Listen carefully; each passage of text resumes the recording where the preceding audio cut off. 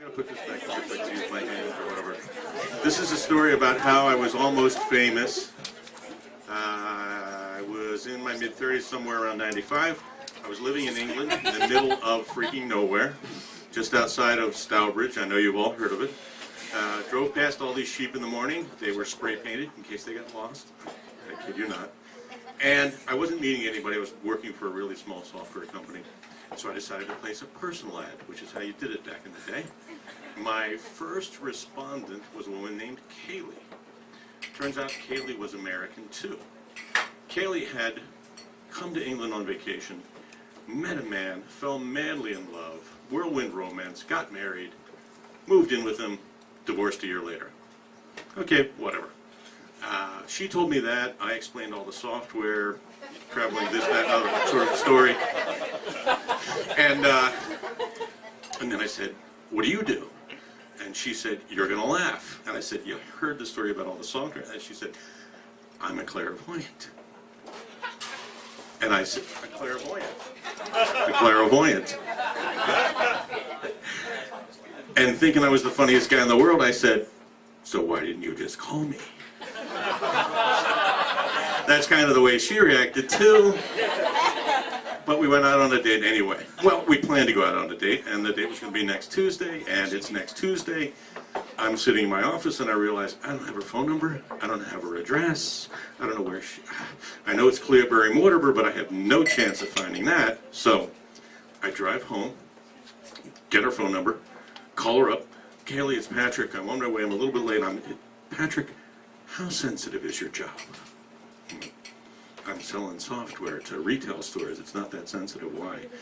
Yeah, well, I know that sometimes, you know, when you're in another country and you're trying to do business, if you're involved in someone who's, or with someone who's in a scandal, it can be a problem. And I said, what kind of scandal? She said, oh, if I tell you, you're not. I'm like, Kaylee, come on. What kind? She said, I'm suing the Church of England. I said, why are you suing the Church of England?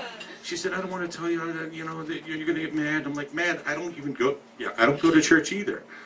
So, not going to matter to me. She said, I'm suing the Church of England because they wouldn't let me have my wedding in the church. I'm like, Kaylee, you got married 5 years ago. Why are you suing the Church of England now? She said, no, I got married this weekend. That's what I said. And then I said, why? She said, I was supposed to get married this weekend, and it was supposed to be in the church, and then they wouldn't let me do it. And I'm like, wait a minute, let's go back to, I got married this weekend.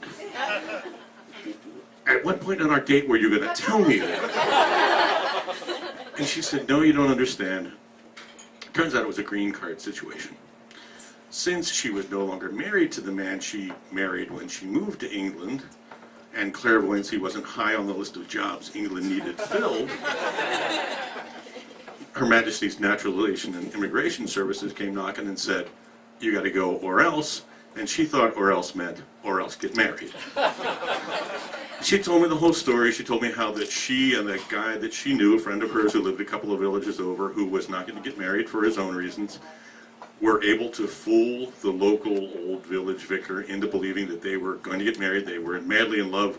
They needed to get married soon, and he bought the whole idea, and so they were off. And then I think he had to go in the hospital to get his appendix taken out or something, and the young female vicarette came in, took a look at Kaylee, took a look at her husband-to-be, said, no, not going to happen. So, big scandal, people staked outside her house, waiting to take her picture as soon as she steps out because she's suing the church, calling her on the phone, bugging her all the time. If I go see her, I'll be on the front page of all these scandal sheets. And I think, how many chances do you get? Takes me 5 minutes to convince her that I'm going to drive over there in my best dark suit and sunglasses. She's going to wear her wedding dress. We're going to go out on the date. We did. No one took our picture. There were no photographers. Neither one of us were ever in the in the paper, ever became famous until 2 weeks later, I see her picture staring up at me from a newspaper that says, American Dial-A-Bride, Kaylee, clairvoyant, marries for 5th time, next to this dude's picture, which could have been me, I was almost famous.